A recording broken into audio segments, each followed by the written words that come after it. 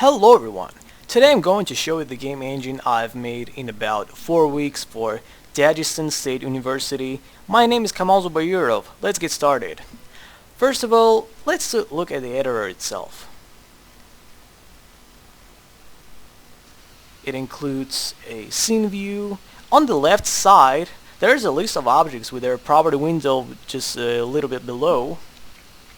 On the bottom side, we have a game output console that is used for debugging purposes. Also, it can be used for logging from the script side that we'll talk about a little bit later. And finally, on the right side, there is a window for any other stuff that you want to check during development. I've added a time-related output with a depth map of light source, so you are free to add anything you want to right there. So, what game engine is actually able to do?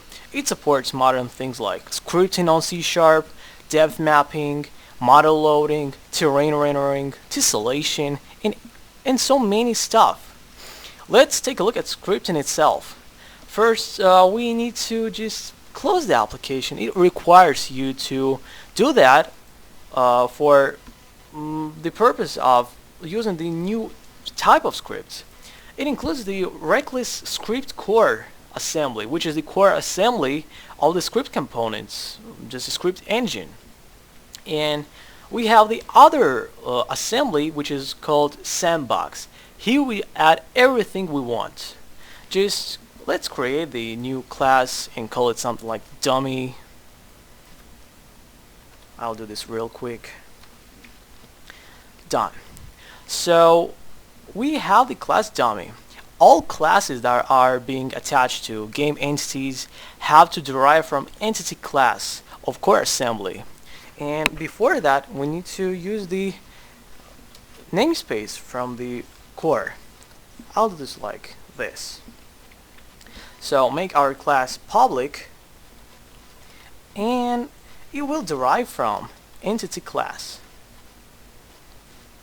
So entity class defines two methods. First is start, that will be called on object creation, and other one is update. This one is called every frame. Just click right there, show potential fixes, and implement our class. In start, we won't do anything, but in update, let's add the debugging. We can do that with the class debug from our core, and we can type here everything we want. Just let's print out something like hello guys, this is the Reckless game engine, like this. And let's add some variable to the class, but make it public, like public int, and let's call it something like scale. Why not? And besides this information, let's add the value of the scale, something like this.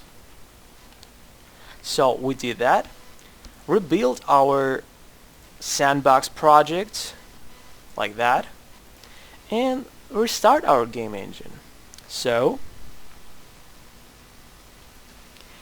if we open the Boxy, this is the basic scene that it loads, but we are free to add anything we want.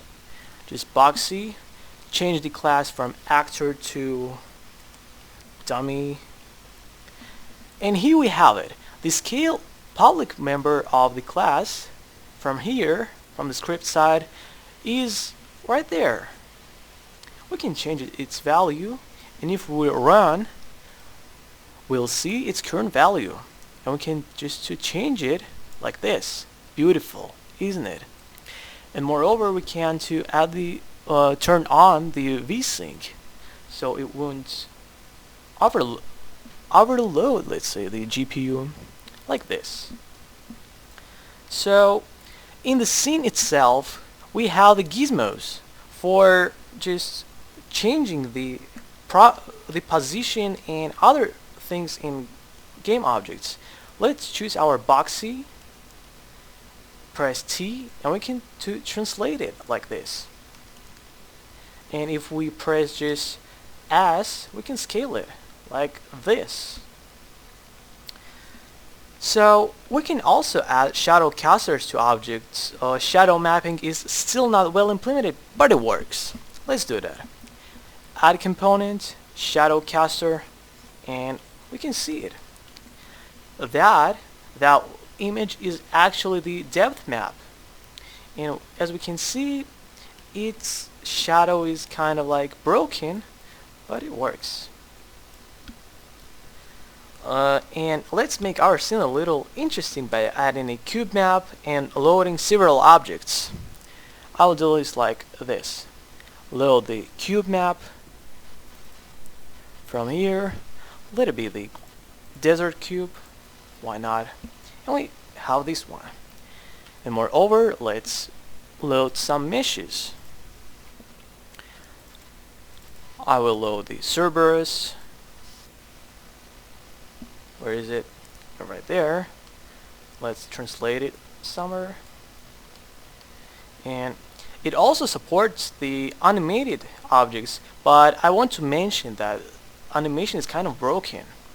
And if you know how to fix it, you can write in the comments below. I will check it and will appreciate it if it will actually help me to fix this thing up. Let's load the animated model like this. Where's our guy? Here he is.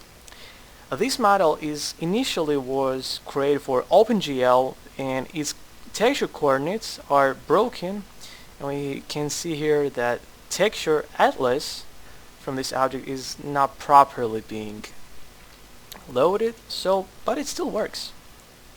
Look at this guy. Look at it. Beautiful.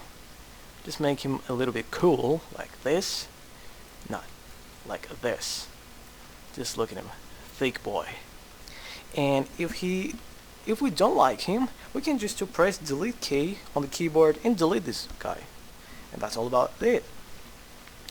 So internally, the game engine supports many features such as shader reflection. That means objects can change their vertex layout dynamically according to the one that was specified in the shader itself.